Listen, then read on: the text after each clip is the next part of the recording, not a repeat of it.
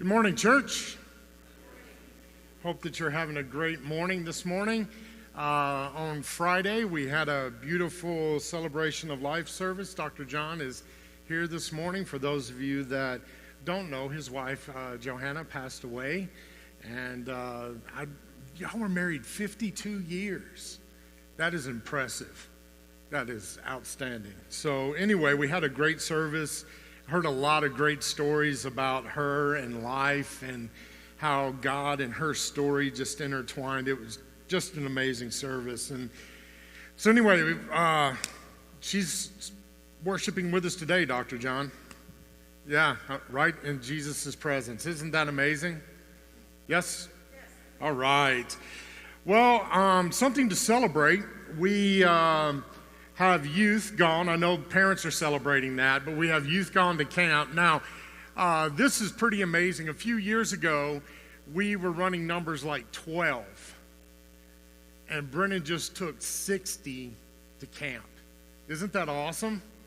Just to let you know how awesome that is, we were talking. I said, so dude, how many teenagers are going to camp? And he's like, 120. And I'm like, and you're taking 60. So half the camp is Dalhousie. And I'm just like, well, why don't you just do the camp here then? I didn't say that. But anyway, so I'm really thrilled about that. Something I want to bring up before I go into a sermon series. In January, we are going to have a sermon series called The Forgotten. And The Forgotten is the last 12 books of the Old Testament. We're going to be talking about the Old Testament prophets, and we're going to attempt to do something rather big, and that's cover one book in every sermon. And so what I've done is strategically, I've given the bigger books to Brendan and to Lance. And so I'm sure they'll do it. But anyway, and so with this, we're going to try something different. We are looking for a few people who would like to host or start a small group that will begin mid-January and it will end the 1st of April. So that's how long the series is going to take. And we're actually going to call these study groups. And what it is we're going to ask the groups to actually go through, in this small group, they're going to go through what was taught on the sermon, and then the other things we weren't able to get to, and the speakers and pastors will be providing study material for that. So if you are interested in possibly hosting one of those groups or facilitating one of those groups, would you please talk to me or one of the other pastors? And also, if you are not in a small group and you would like to try it out, this is a great time to do that, okay? Now, on top of that, for those groups that are already existing, you're welcome to keep doing your own thing if you want to be rebellious, or I'm just playing, or you can follow along with the sermon series as well. We're looking forward to that. Yes, all right? So today I want you to listen quickly because we're going to leave here and go to the gym and have FOSPA.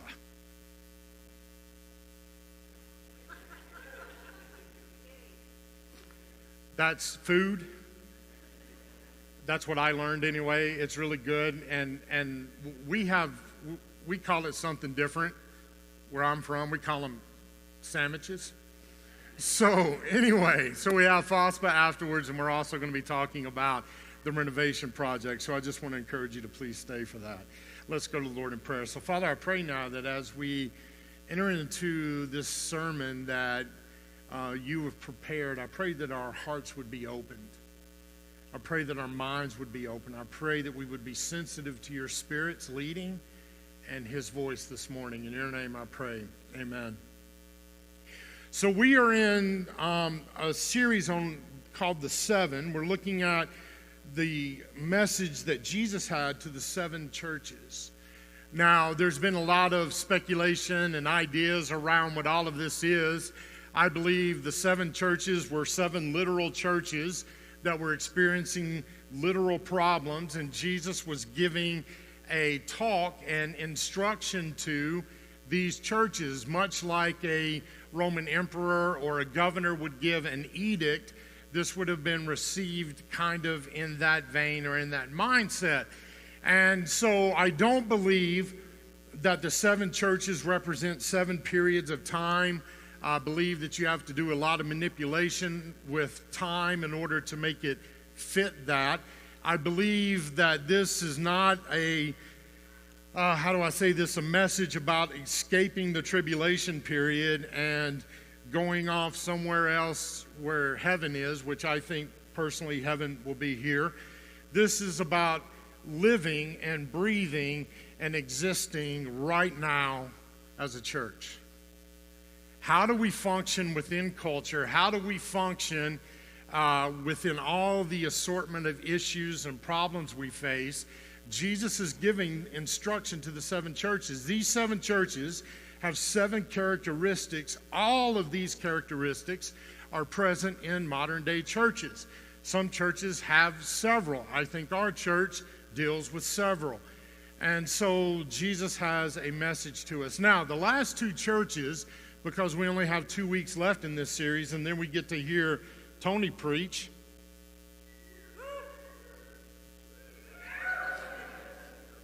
On Thanksgiving and worship, and then we'll start another sermon series where myself and Brendan and Phil are going to be talking about Restore, Equip, Serve. But we only have 2 sermons left in this sermon series, and I believe these 2 churches that are left are so polar opposite, it's almost like Jesus saying, choose which one you're going to be. Choose, because they're so polar opposite. And so today we're going to talk about the first one, which is Philadelphia. So let's look at what Jesus had to say to the people in Philadelphia. Now, I don't want you to confuse this with the American city, Philadelphia, which means brotherly love. Now, if you've ever been to Philadelphia in the States, you know there is no brotherly love there. You think I'm playing. Their own football team was so bad at one point that they actually had to put where the players were, where they walk out of the tunnel onto the field, they had to put a cover on top of it because when they got mad at their own players, they would urinate on them. So Philadelphia has a lot of mixed stuff, but this is not that Philadelphia. This is a little different. All right, here we go. And to the angel of the church in Philadelphia, right now, who's the angel? Oh, I just love hearing that. To the angel of the church of Philadelphia, write, these are the words of the Holy One, the true one, who has the key of David, who opens and no one will shut, who shuts and no one opens. I know your works. Look, I have set before you an open door, which no one is able to shut.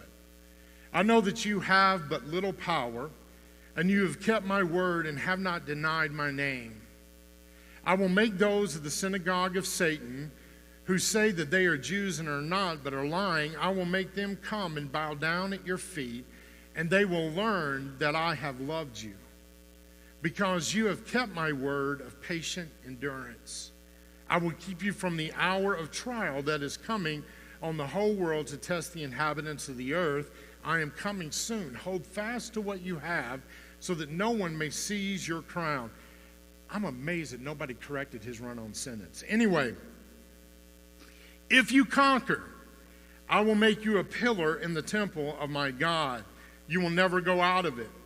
I will write on you the name of my God and the name of the city of my God, the new Jerusalem that comes down from my God out of heaven, and my own new name. Let anyone who has an ear listen to what the Spirit is saying. Now, what in the world does all of that mean?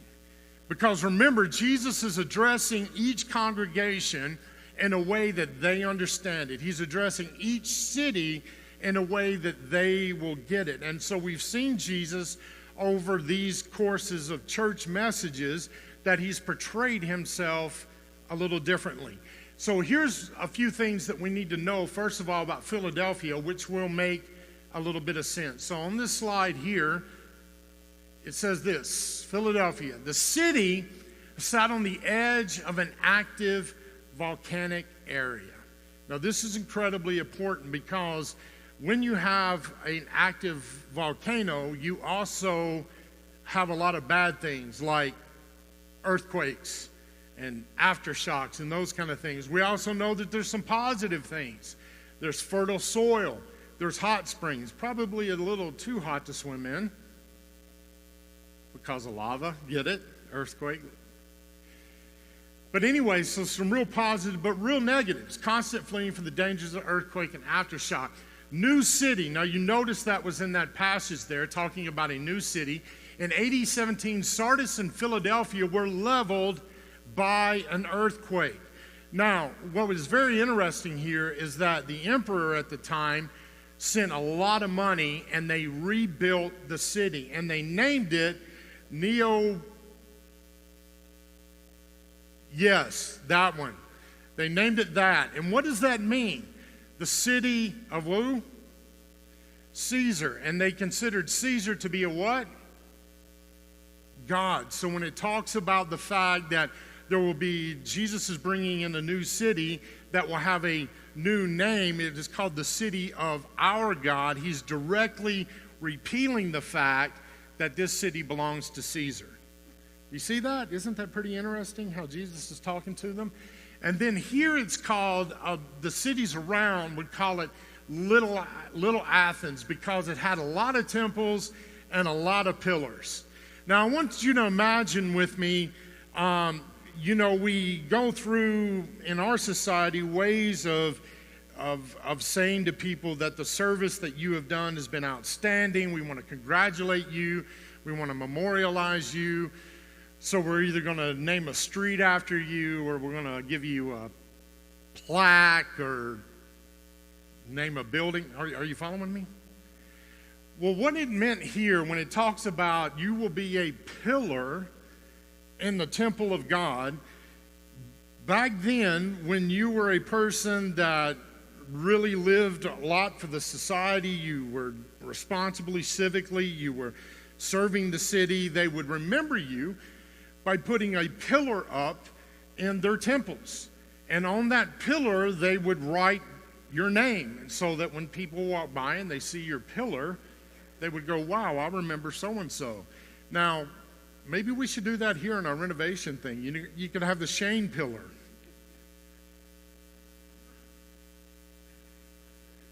Yeah, because that's what I want. But anyway, so that's a little bit about Philadelphia and a little bit about what Jesus is saying. Let's look on the next slide.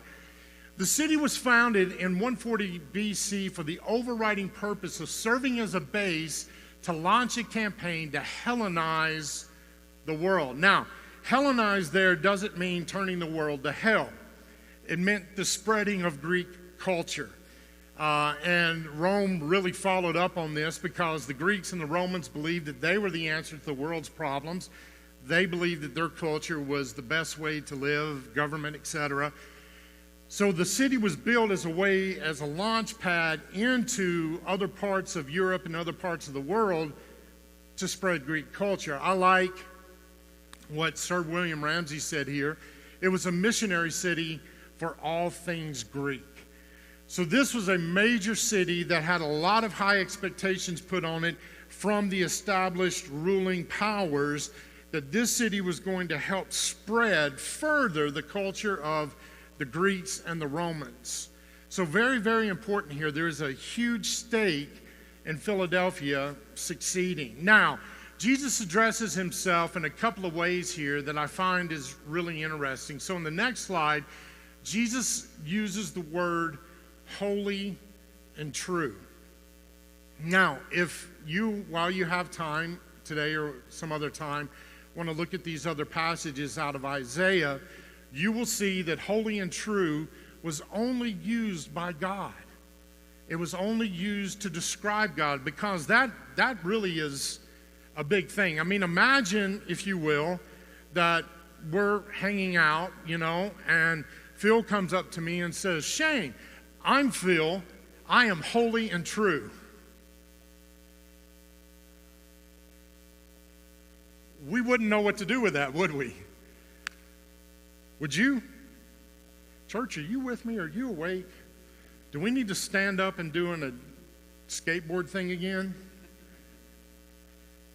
So it's pretty audacious to say holy and true, but what Jesus was saying here was, I am God. I'm using language that was about God and putting it to myself. Now, what happened here is the disciples were kicked out of the synagogues because they were making that claim that Jesus was God. Now, remember, we've talked about this, that John was in trouble. He was put on the Isle of Patmos, a prison colony. Why? Because he refused to acknowledge that Caesar was God.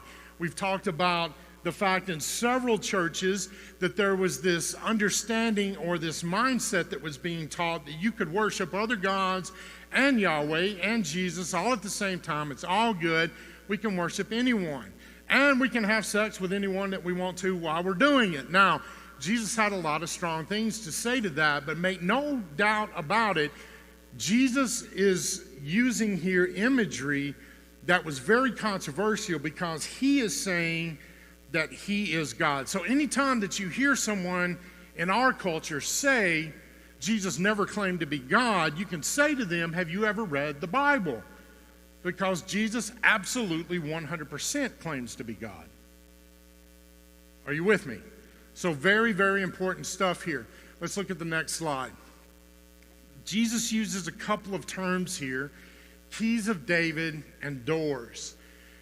This takes us back. Remember that we are looking at systematically how Jesus and John are using the Old Testament, combining it with the new message to say that this Jesus is the one that is being foretold about. They're using Old Testament language so that people would understand this. So in Isaiah chapter 20 and verse 22, you have this story about a king and about a steward and about a person who has the keys of David, the whole 9 yards. I would encourage you to go and read that passage because it's unmistakable who they're saying Jesus is. There's two possibilities of meanings here. So the first possibility is this. So what exactly is the keys? Jesus has the keys. Next slide. Jesus has the keys that opens the doors to all the riches of God. What is the door? It's the door of salvation. Doesn't Jesus talk about this in the Gospel of John?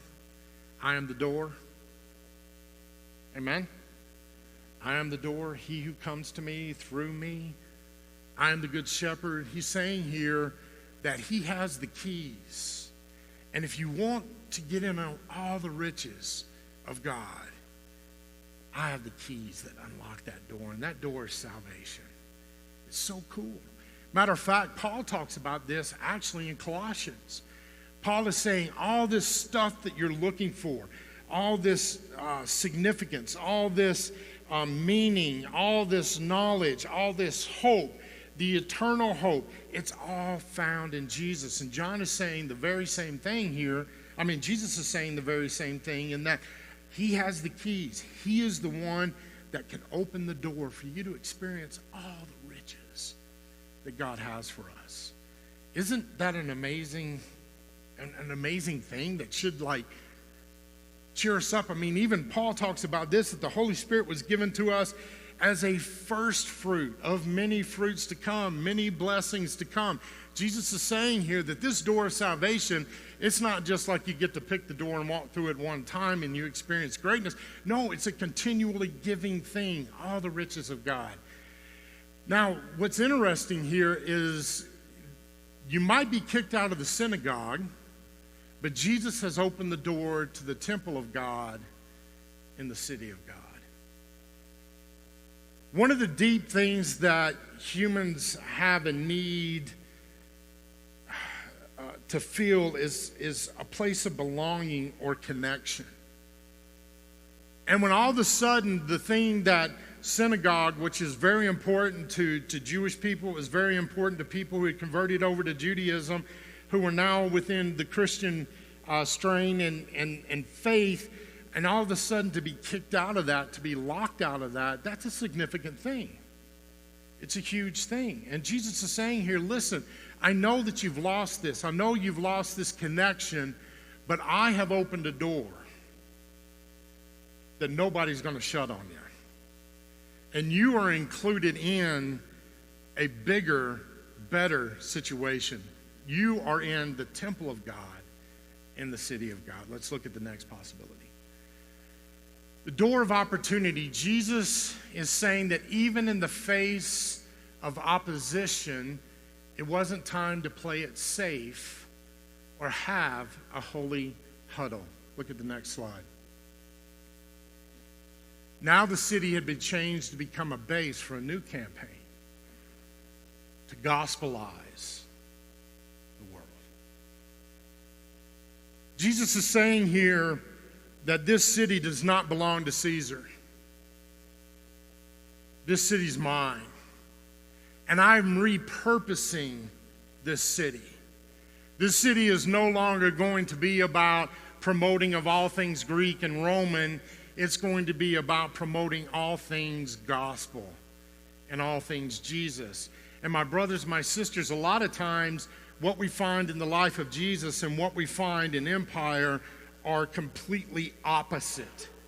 They work against each other, and that creates friction. It creates opposition. And so what I find here is really interesting. Which of these options are right? And I'm going to say to you both. Both of these options are the right options. Both of them are talking about, yes, the door of salvation, the riches of God, but it's also talking about this door of opportunity. Why? Because Jesus is doing this work where he's repurposing the work of the city. I want us to go to the next slide. The quality of a culture may be changed when 2% of its people have a new vision. Read that again.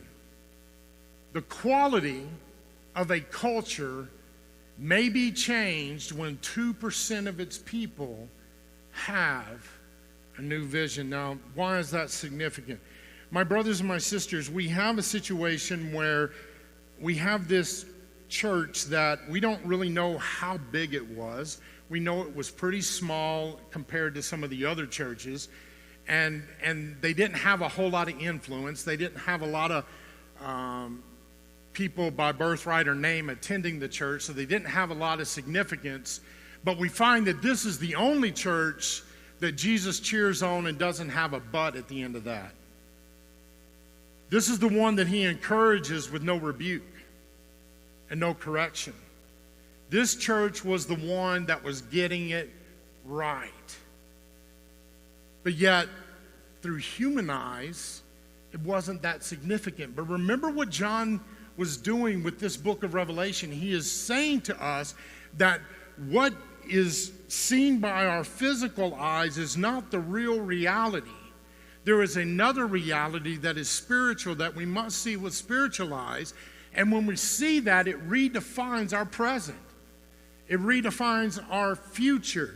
And so Jesus is saying here, listen, I know you're small, and I know that there's not a lot of power in this church that earthly wise they would say, hey, you're people of significance.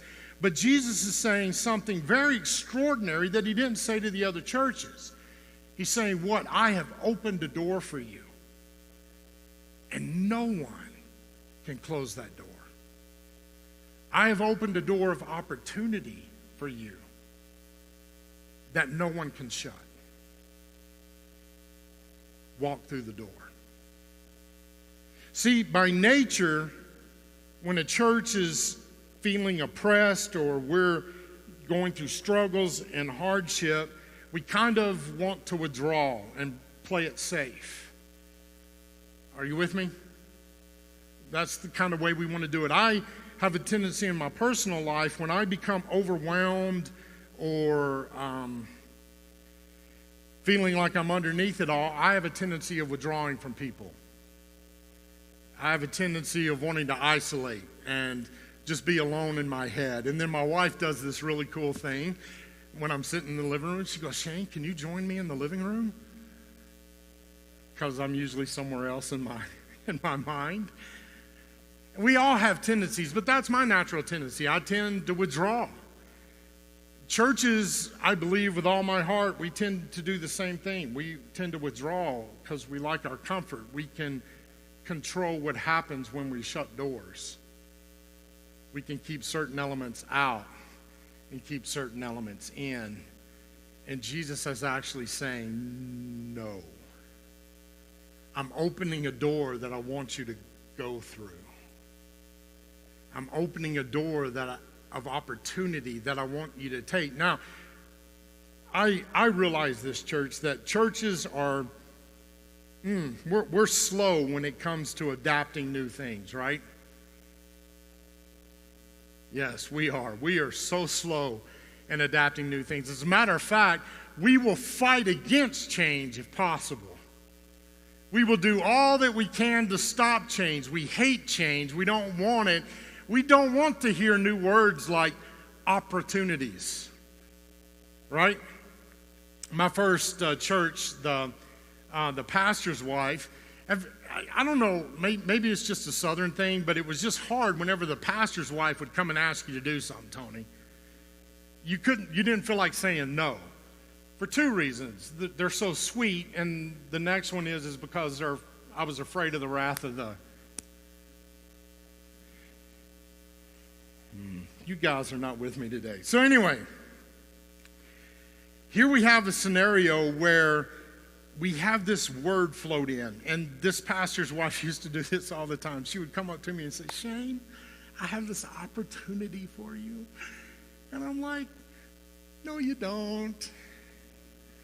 You didn't hear from Jesus, right? You know, I have this opportunity for you. She didn't want to say, I have something for you to do. It was an opportunity. And on the inside, I'm like, no, I don't need any more, right? Some of us have the same thing. However, Jesus is saying to this church of little significance, I've opened a door for you. You are going to be a global changer. Will you walk through the door?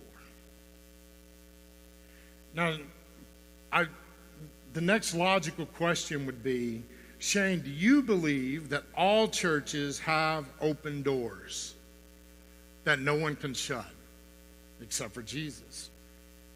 The answer to that question is yes. I absolutely 100% believe with all of my heart that every church has an open door to experience all of God's great riches, and also doors of opportunity to have influence into the community, to expand the kingdom of God, to introduce people to the loving King and Savior, Jesus. I believe every church has that. However, the problem is that not every church steps through the door. And there's a lot of different reasons why. Most of the time, I find it's two things. Number one, we don't know what's on the other side of the door. We are not early adopters. We want to know that the iPhone works before we go buy one. And then we go buy one and act like we were always for it. Right? We are scared about how is this going to change us? If we walk through this door, will we still look the same? Will church still feel the same? What happens if those people start coming through that door and we start reaching those people? What will happen? My brothers and my sisters, all of those reasons are irrelevant. The door is open. We're told to go through it. Amen? The second reason that we don't want to walk through the open door is that we somehow believe that open doors for other churches, maybe they'll experience the greatness of God, but we're really not sure if we will encounter it for ourselves. We see this sometimes in prayer life. We know that God answers prayer. We'll tell people, hey, you need to pray about that. God can do this, God can do that. And when we're pressed on it, we'll say, yeah, we believe that God can do these things for all these people. But when it comes down to it, we're not sure if he'll do it for us. Am I right? It's the same thing collectively. If Jesus has opened a door for us, if we go through that door, will he really be on the other side? See, my brothers, my sisters, I believe with all of my heart that Jesus is coaxing us through the door, but I don't believe he's going to walk back through the door, shut it, and go, it's okay if you don't want to go through. We'll go with plan B. Because there is no plan B. Do you hear me? Church, do you hear me? I'm going to be honest with you. This characteristic is one that exists in our church in a larger scale. We want it proven that it works first, and then we'll try it. Oh no, here they go again with another vision. We didn't do the last vision. The last pastor. We have all of our reasons. We don't have the money. We don't have the resources. Ooh, that's scary, Shane. What if those people come in? Oh my goodness, we're changing things. Moving things around and people freak out. My brothers and my sisters, God has opened a door for us, and he expects us to walk through it. Amen? We have an open door in this community. It's a door that is only our door. It's not the same door that he's offering to other churches. It's a way that we, as Dalhousie, can positively affect the community around us, the people around us. You go to different places all week long, different schools, different jobs, different places. And my brothers and my sisters, God has given you an open door in every one of those places. So if you're not experiencing all the riches of God, we have to ask the question, is that God's fault or is it our fault? Is it because he can't be trusted or we're not obeying? My brothers and my sisters, as a church, we have to decide to walk through the doors that God is opening for us. Why? Because those are the places of guaranteed blessing.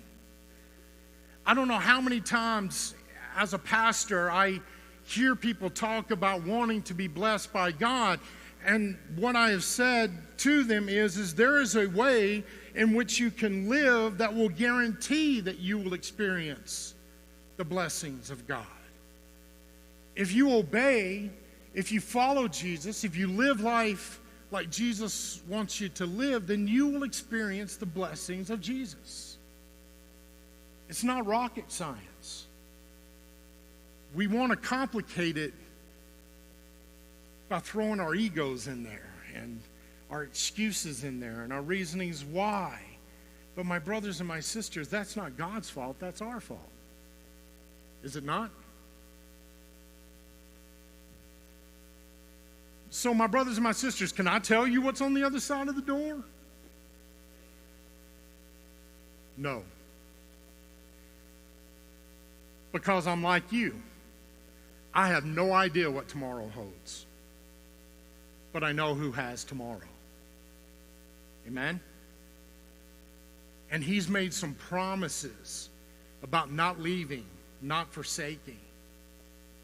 He's made promises about guiding, his word being a lamp and light unto my path. Now, unfortunately, the way that we want it in church is we want it to be illuminated like this. But a lot of times, all Jesus gives us is the next what? It's the next step. My brothers and my sisters, this should be an incredible sermon of encouragement for us that Dalhousie, even though we're not the largest church in Calgary, even though we may not be what some people consider the most influential church in Calgary, that is all okay. And I'm happy those churches are doing those things. But my brothers and my sisters, Jesus has something destined for this church to accomplish. And what is that? In all of my heart, I believe, and I've said it 100 times, I believe it's to be a hope. It's to be a community of hope. Not just here, but to spread that hope to the community that we sit in. And you're saying, Shane, how do you know that? I can go back 20 years and show you a bulletin that was done here 20 years ago. Remember bulletins? Yeah, remember those things? And it was like a coloring book for your kids. It was so awesome. You loved them so much that you left them here for Lorraine to clean up. So anyway, there was a bulletin that when we were talking about vision and what God wants our church to be and all of these things, we kept coming back to this word hope. And how we were going to supply hope or be hope. And we came up with the words restore, equip, serve. And when we were really praying through and seeking where is the, unfortunately, our lack of faith like Gideon, we want to put the fleece out. Remember? Gideon, by the way, was not a giant man of faith. Because when God said, hey, I want you to go do this, what did Gideon say? I don't know about that. I got some tests for you first. We all do that too, don't we? Now, hopefully you're not carrying around a sheepskin. But anyway, we kind of do the same things. And so we did. We're like, God, how do we know? And then we come across this bulletin that 20 years previously, it says Dalhousie, a community of hope. It's always been there, folks. It's always been there. Why were we put right here? Why does this church exist? Why are we situated exactly where we are? My brothers and my sisters, I don't have the full answer to that, but I do know this. We have an open door. We have an open door that if we will walk through it, we will experience the riches of God. And here's the cool part. We also get to help other people experience the riches of God. To know that hope. To know love. My brothers and my sisters, we take this for granted, but there are people passing our church every day that don't have hope. They would even say to you things like, I don't know what love is. My brothers and my sisters, these are real stories. I was sitting with Teresa, I think it was a couple of weeks ago, and we were just talking, and I actually said to her that until I discovered the grace of God as a third-year pastor in my first church, I didn't know what grace was. I also don't think I knew what love was. I had operated my life at a point where I didn't really know grace and I didn't know that I was loved.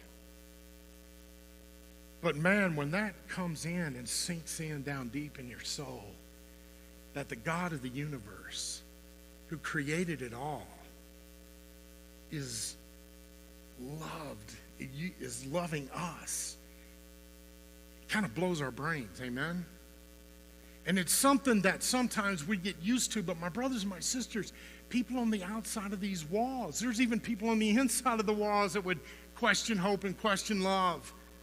But especially on the outside of the walls, there are people who do not know the love of God, who have not experienced His goodness and His greatness and His grace and His peace. They need hope. And I believe the door that is open to Dalhousie is to bring messengers of hope. The question is, will we walk through it? Or will we come up with another gazillion reasons to be like a bunch of other churches that never walk through the door of opportunity? My hope, my prayer as your pastor would be that we would all, as brothers and sisters, together walk through this open door and experience all that God has for us. Wouldn't that be cool? As we take the offering, I have a few announcements. As always, the majority of these announcements are always online, so if you miss anything, go there, check it out. Restore You is coming up. Shane says sign up. Do it. October 26th, that's coming up, and it's going to be a really neat topic. And as always, Kelly does an amazing job just walking us through the content. So please sign up for that. I want to tell you about an event coming up on November 8th. It is called Burn 24/7. This is a worship movement, not just in Calgary. It is all over the nation and the world. And we have signed up to collaborate on a burn together with our friends at Bow Valley Church. So this is actually going to take place at Bow Valley Christian Church across the street. We are getting a worship team together from here, and we're going to lead a portion of the evening. These are usually 4-hour events, so it's a good chunk of worship and just opportunity to get in and give God praise through our voices, through our prayers. So Dalhousie has a group going. Bow Valley will also have a group, and then there's a burn team that Ashley's a part of as well that will be leading as well. So please come to that. That is going to start at 7 over at Bow Valley on November 8th. So backed by popular demand, the women of this church are going, hey, there's all this Guys and Grills stuff going on. What do we have? And we have something for you. Is that good? Are you excited about that? Okay. It's a little different. It is called Death by Chocolate. So this is more of a dessert opportunity for you ladies. Okay? This is coming up on November 9th, $10. Just a great opportunity to connect as ladies of the church. So go sign up for that online as well. What else can I tell you? Oh, some exciting news. We want to celebrate together as a church whenever there's big things that are happening in our community, and there is a big thing happening for the Taves family. I'm gonna read this off just so I get it all right. Eldon and Lorraine, with Karen Fast Morton, are pleased to announce the engagement of John Taves to Sarah Mae Morton. So, yeah. Wow. Super eligible bachelor, no longer bachelor. So yeah, really exciting. If you see them, if you run into them, make sure you congratulate them.